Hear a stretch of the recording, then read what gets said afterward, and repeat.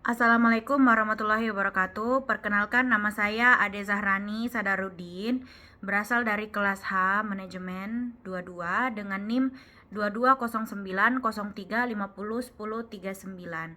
Jadi pada video kali ini saya akan membahas tentang teori ekonomi makro dengan pembahasan materi keseimbangan ekonomi tiga sektor yang meliputi aliran-aliran pendapatan dan pembelanjaan dalam ekonomi tiga sektor, syarat keseimbangan dalam ekonomi tiga sektor, jenis-jenis pajak, dan lain-lainnya.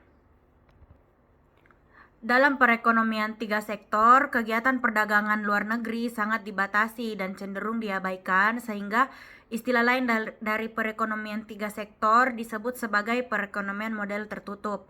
Pemerintah lebih memfokuskan dan mengarahkan masyarakat untuk memproduksi barang dengan memanfaatkan kekayaan alam Indonesia tanpa harus membelinya dari luar negeri.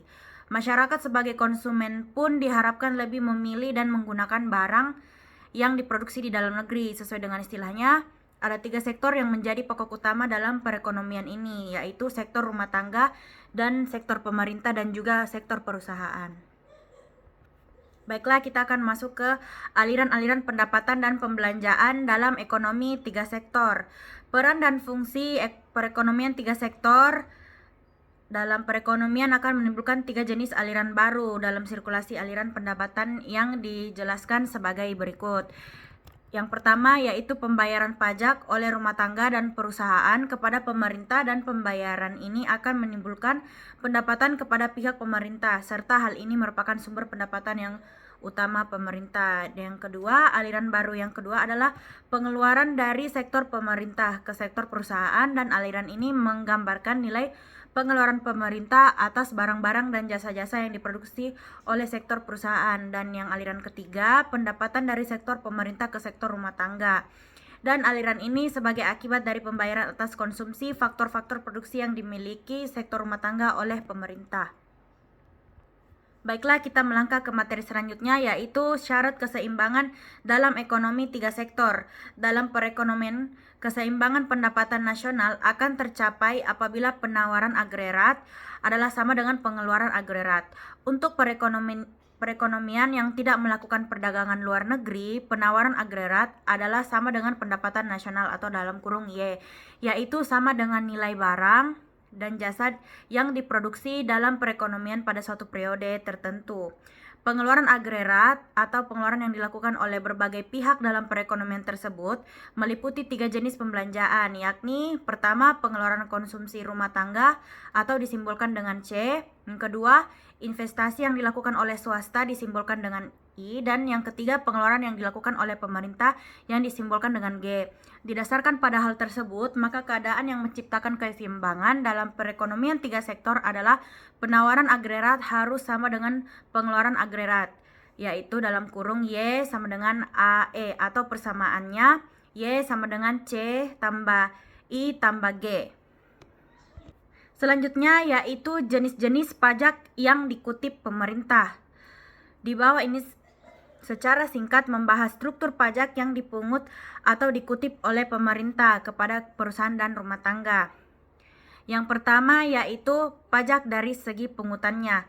Secara garis besarnya, berbagai jenis pajak yang dipungut oleh pemerintah, sektor perusahaan, dan sektor rumah tangga dapat dibedakan menjadi pajak langsung dan pajak tidak langsung.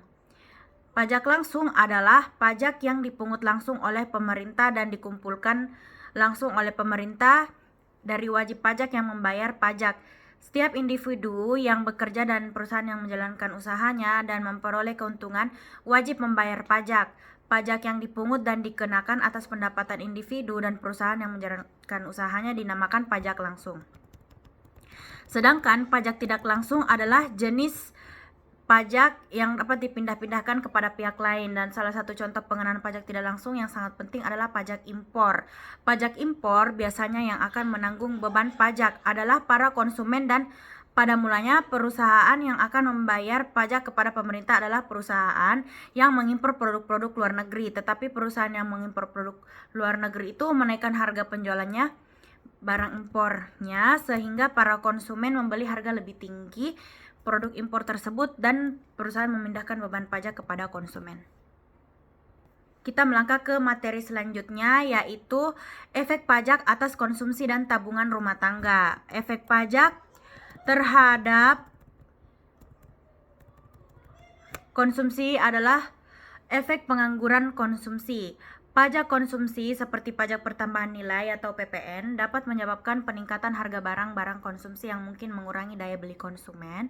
Lalu ada selanjutnya itu efek penghematan, lalu efek substitusi, efek pendapatan, dan efek pajak khusus.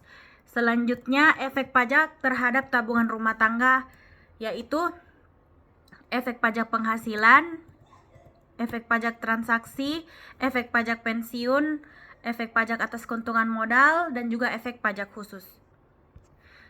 Yang selanjutnya materi yang akan saya bahas yaitu pengeluaran pemerintah dan faktor-faktor yang menentukannya.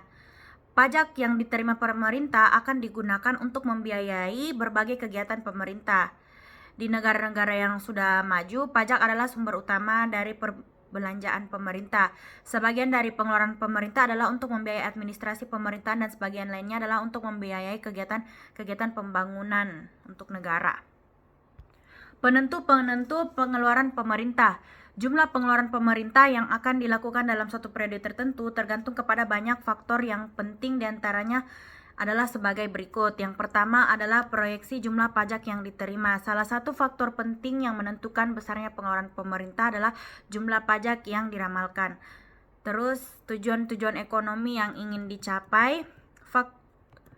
Faktor yang lebih penting dalam penentuan pengeluaran pemerintah adalah tujuan-tujuan ekonomi yang ingin dicapai pemerintah. Pemerintah penting sekali perannya dalam perekonomian. Mengapa? Karena kegiatannya dapat mengatur kegiatan ekonomi ke arah yang diinginkan.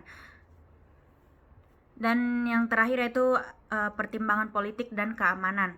Pertimbangan politik dan kestabilan negara selalu menjadi salah satu tujuan penting dalam menyusun anggaran belanja pemerintah. Lalu fungsi pengeluaran pemerintah. Pengeluaran pemerintah pada suatu periode tertentu dan perubahannya dari satu periode ke periode lainnya tidak didasarkan kepada tingkat pendapatan nasional dan pertumbuhan pendapatan nasional. Materi selanjutnya yaitu keseimbangan dalam perekonomian tiga sektor. Uraian mengenai keseimbangan pendapatan nasional dalam perekonomian tiga sektor akan dibedakan dalam dua keadaan, yaitu pertama dalam perekonomian di mana sistem pajaknya adalah sistem pajak tetap, dan yang kedua dalam perekonomian di mana sistem pajaknya adalah pajak proporsional. Untuk setiap keadaan, tiga pendekatan penentuan keseimbangan pendapatan nasional akan diterangkan dengan menggunakan contoh angka secara grafik dan analisis secara aljabar. Lalu selanjutnya multiplier dalam perekonomian tiga sektor. Dalam perekonomian tiga sektor, perubahan perbelanjaan agregat akan menimbulkan perubahan dalam pendapatan nasional sebanyak beberapa kali lebih besar dari perubahan perbelanjaan agregat yang asal, seperti yang telah diterangkan ketika membicarakan mengenai perekonomian dua sektor. Pada bab keadaan tersebut akan berlaku sebagai akibat adanya proses multiplier. Untuk melihat mengenai proses multiplier dalam perekonomian tiga yang lalu, sektor 2 analisis akan dibuat, yaitu analisis dengan menggunakan contoh angka dengan analisis secara aljabar. Nah, sekarang kita akan membahas masalah-masalah ekonomi dan kebijakan fiskal. Masalah makroekonomi dan kebijakan fiskal. Langkah-langkah pemerintah untuk membuat perubahan-perubahan dalam sistem pajak atau dalam pembelanjaannya dengan maksud untuk mengatasi masalah-masalah ekonomi yang dihadapi dinamakan kebijakan fiskal. Dalam suatu perekonomian tertutup, perekonomian yang tidak menjalankan kegiatan perdagangan luar negeri, dua masalah makroekonomi yang utama adalah pengangguran dan inflasi. Nah, dalam usaha untuk menunjukkan konsumsi kebijakan fiskal dalam mengatasi masalah ekonomi yang dihadapi, akan menerangkan dua hal, yaitu menunjukkan bentuk masalah yang mungkin dihadapi dalam perekonomian, dan yang kedua menerangkan bentuk langkah kebijakan fiskal dalam mengatasi masalah ekonomi yang dihadapi. Peranan kebijakan fiskal memegang cukup penting dalam menstabilkan tingkat kegiatan ekonomi dan menciptakan tingkat kegiatan ekonomi ke arah tingkat yang dikehendaki.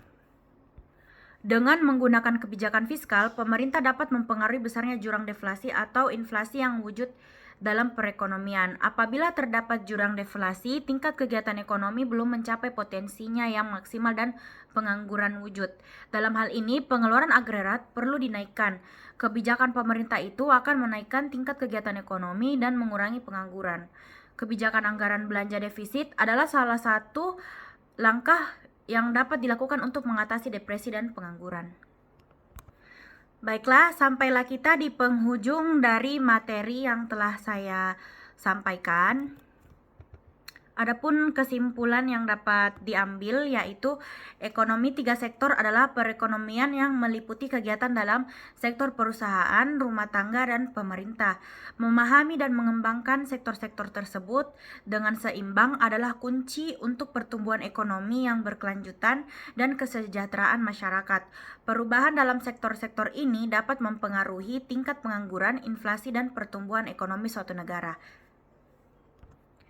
Sekian dan terima kasih. Mohon maaf jika banyak kesalahan dan kekurangan dalam video ini. Assalamualaikum warahmatullahi wabarakatuh.